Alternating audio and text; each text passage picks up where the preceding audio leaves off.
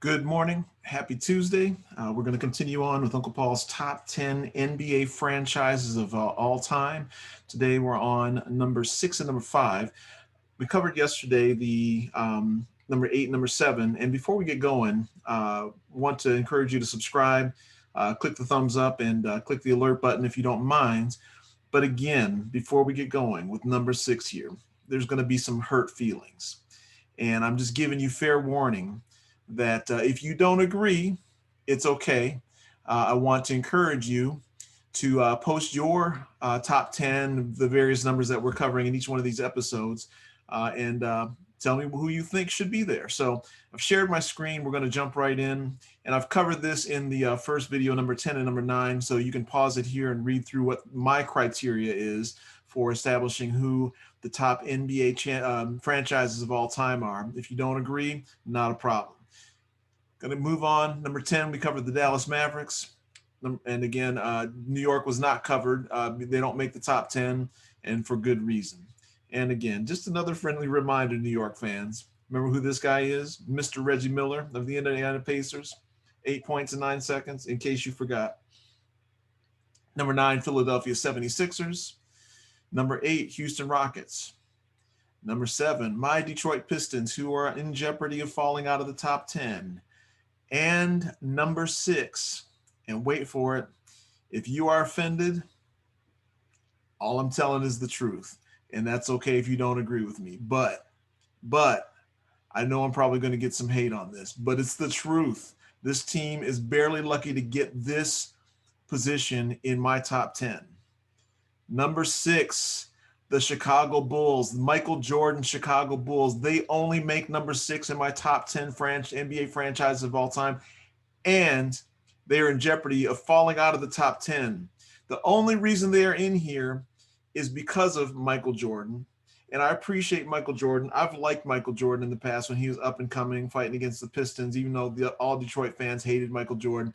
I was okay with him. He has talent, right? Arguably the greatest of all time, arguably the GOAT, and I'm okay with that.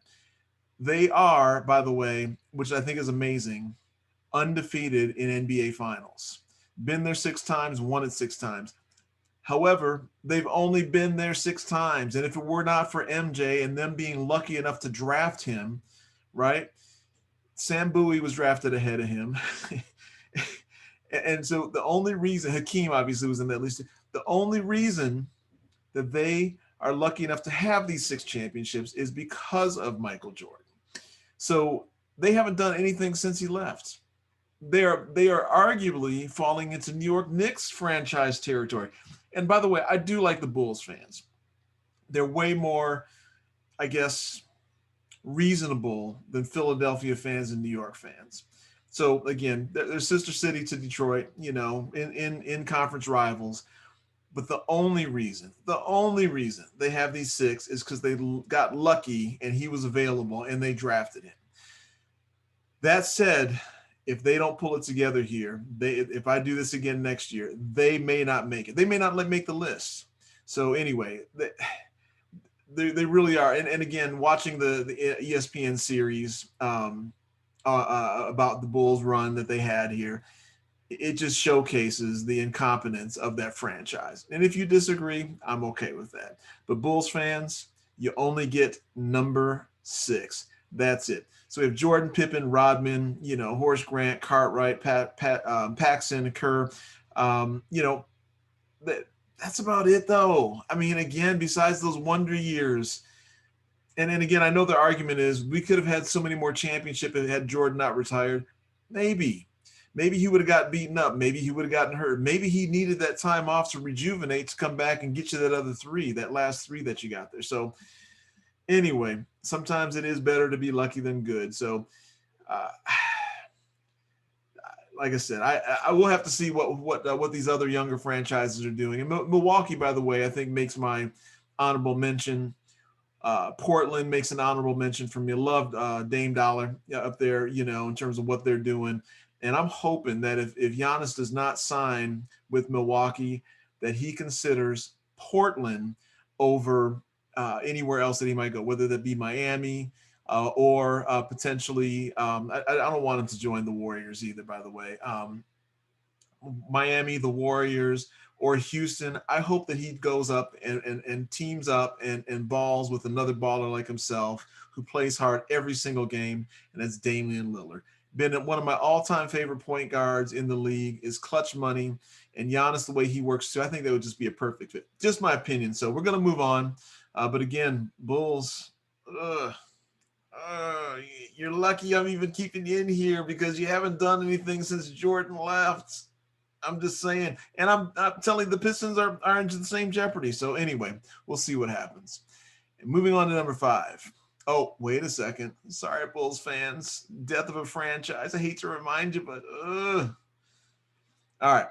Number 5, the Miami Heat, talking about a young upstart. Not really an upstart. I mean, they were, an expansion team as well. They have a good, solid history. And ever since Riles has joined that team, he's done some great things. He coached them.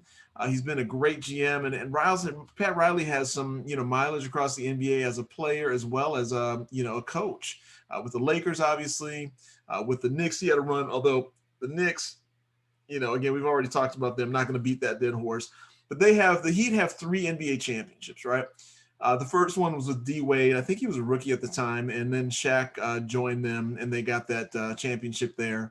I think that was Shaq's last championship before he started ring chasing. And then they won it with LeBron and the Big Three those 2 years against the Thunder and the Spurs, as you can see here. So in their short franchise history since '88, they have 6 NBA Finals appearances, that's significant. That's pretty significant when you compare, other franchises as well that have been around much longer. So, but again, I really like what they showed in the NBA playoffs this year. I've not been a big Jimmy Butler fan. He works hard. I appreciate his defense. He just sometimes makes it hard to root for him. Like I like Kemba Walker, but I think Jimmy Walker has more, or Jimmy Walker.